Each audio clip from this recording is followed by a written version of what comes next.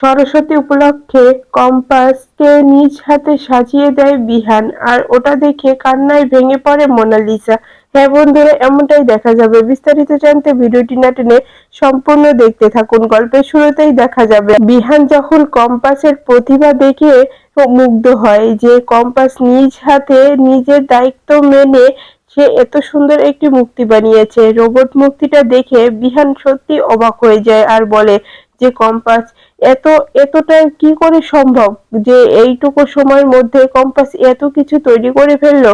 তখনই বিহান কম্পাসের কাছে গিয়ে কম্পাসকে ধন্যবাদ দেয় আর বলে, কম্পাস সত্যি তোমার কাছে আমি আজকে মুগ্ধ হলাম। তুমি তুমি একটু না ঘুমিয়ে তুমি সারা রাত বসে এই মূর্তিটা বানিয়েছো। সত্যি তুমি আমাদের কলেজের জন্য গর্ব, আমার জীবনের জন্য গর্ব। আমি তোমাকে এখন পেয়ে এখন গর্ববোধ করছি। আজকে আজকে আমি আমার মতো করে তোমাকে আমি সাজাতে চাই, তুমি কি সাজবে কম্পাস? তখনই কম্পাস বলে, বিহান স্যার আপনি এসব কিছু কি বলছেন, এটা হতে পারে নাকি? তখনই বিহান বলে ওঠে, হ্যাঁ কম্পাস, এটাই হবে, তুমি আমার এই কথাটি রাখো। তখন সেখানে মোনালিসা চলে আসে। আর মোনালিসা এই সব কিছু দেখে খুব রেগে যায় আর বলে, এটা কি করছে ওরা? বিহান কম্পাসের সঙ্গে এগুলো কি করছে? এত সুন্দর করে সবকিছু কম্পাস এত তাড়াতাড়ি করে ফেললো, আমাকে এটা নষ্ট করে দিতে হবে। কিছুতেই কম্পাস আর রিহানের কাছাকাছি আসতে দেওয়া যাবে না। এর জন্য যা যা করা দরকার সবকিছু আমাকে করতে হবে।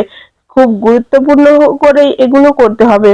আর দাদু আমাকে বলে দিয়েছে যে সরস্বতী পুজোর আগে যেন কম্পাস কিছুতেই সে বসে না থাকতে পারে, সব সময় যেন সে কোনো না কোনো কাজ করতে থাকে। এই জন্য আমাকে কিছু একটা করতে হবে।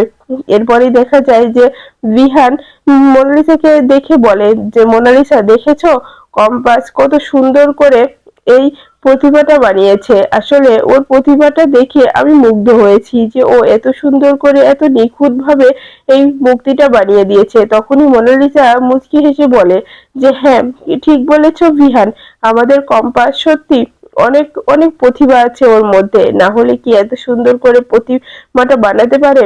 হ্যাঁ, আমিও খুব খুশি হয়েছি।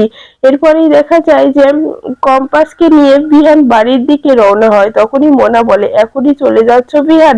তখনই বিহান বলে, হ্যাঁ বাড়িতে কাজ আছে, আমাকে যেতে হবে। এরপরেই দেখা যায় বিহান মোনালিসাকে রেখে কম্পাসকে নিয়ে বাড়ির দিকে চলে আসে। এই টাইমের মধ্যেই মোনালিসা মূর্তিটা নষ্ট করে দেয়। এরপরেই দেখা যায় যে বিহান বাড়িতে এসে কম্পাসকে বলে, ফ্রেশ হয়ে নাও। আমিও ফ্রেশ হয়ে সবাই একসঙ্গে এখন রওনা হব।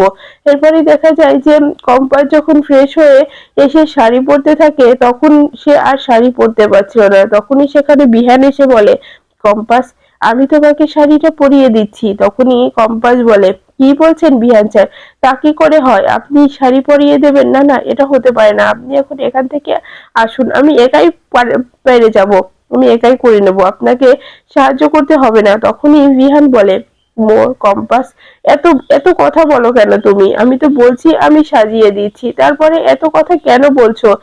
আমি তোমাকে সুন্দর করে সাজিয়ে দিচ্ছি। এরপরেই দেখা যায় যে কম্পাসকে নিজ হাতে সাজাতে থাকে বিহান, আর এগুলো দেখে মেঘমালা আর রেশমিকা খুব খুশি হয়ে যায়। এদিকে মাহি এগুলো দেখে ভিডিও করে রাখে আর মোনালিসাকে পাঠায়। আর অন্যদিকে মোনালিসা এই সব কিছু দেখে অনেকটা কষ্ট পেয়ে বলে, কিছুতেই এটা হতে পারে না, আমি এখনই ও বাড়িতে যাব মাহি, আমি এই সব কিছু সহ্য করতে পারছি না। বিহান আর কম্পাস কাছাকাছি, কম্পাসকে শাড়ি পরিয়ে দিচ্ছে বিহান, এটা কি করে সম্ভব? না না, আমি থাকতে এটা হতে পারে না, আমি কিছুতেই এটা হতে দেব না। তখনই মাহি বলে, তাহলে কি করবে? তখনই দেখা যায় যে মোনালিসা বলে, আমি এখনই ওখানে আছি, বিহান আমার সঙ্গে এরকম অন্যায় করতে পারে না, বিহান তো আমাকে ভালোবাসে, তাহলে কম্পাসের কাছে কেন যাচ্ছে বিহান?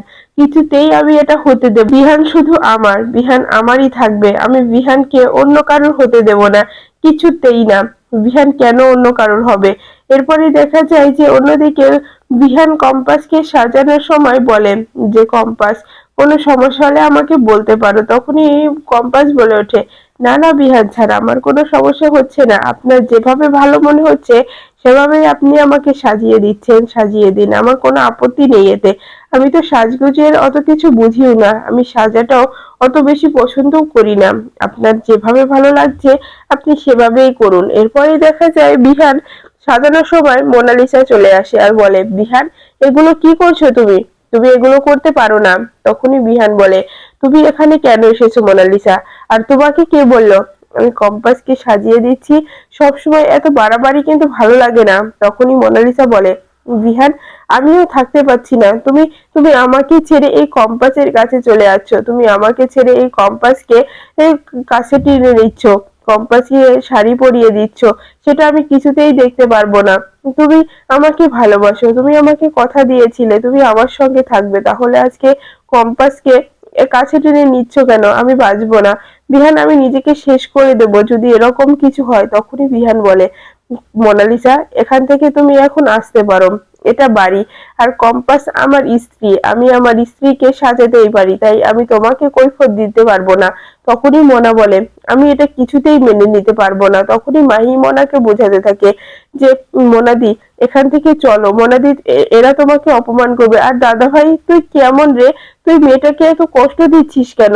তখনই বিহান মাহিকে বলে, মাহি এই সব কিছু আসলে তুই করেছিস, তুই মোনালিসাকে ফোন করে এখানে ডেকে নিয়ে এসেছিস।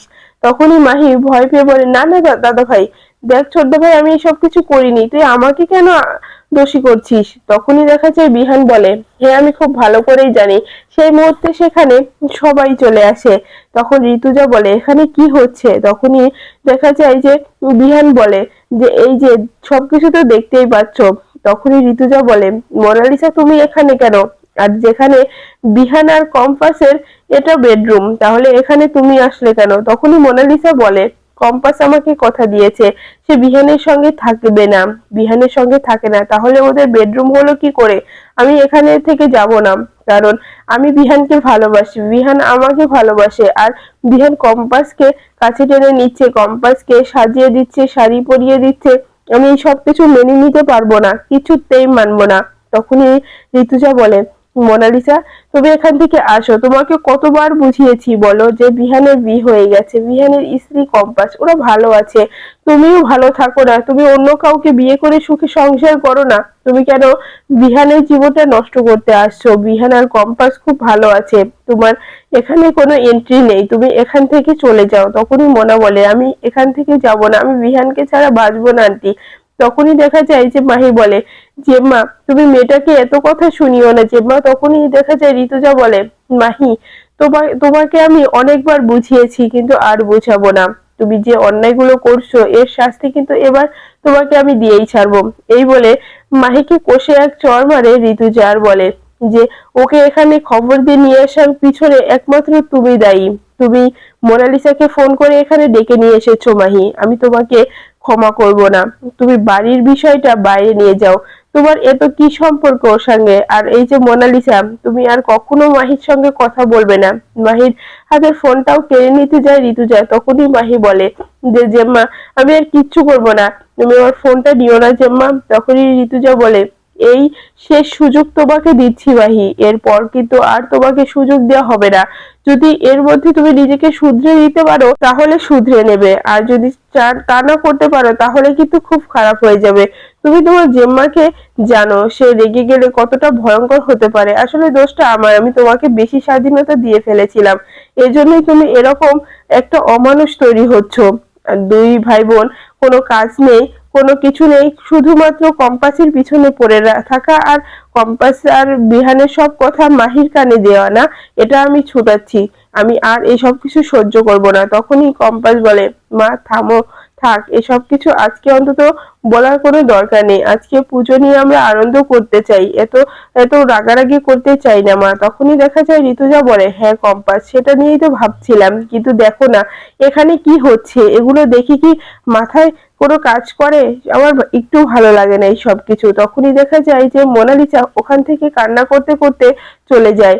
আর যখন মোনালিসা বাড়িতে যায় দাদুর সঙ্গে দেখা হয়, তখনই অভিজ্ঞান দত্ত বলে ওঠে, কি হয়েছে মোনা? তখনই মোনা সব ঘটনা অভিজ্ঞান দত্তকে খুলে বলতে থাকে যে বিহান আর কম্পাস কাছাকাছি এসেছে। বিহান কম্পাসকে সারিয়ে পুড়িয়ে দিচ্ছে, সাজিয়ে দিচ্ছে, কম্পাসকে কেয়ার করছে, সারারাত কম্পাসের জন্য জেগে থাকছে। দাদু আমি এসব কিছু সহ্য করতে পারছি না। তোমরা না বলেছো যে আজকে কম্পাস বিহানের কাছে থাকবে না, আমি বিহানের পাশে থাকবো। তাহলে কই দাদু, কিছুই তো হচ্ছে না।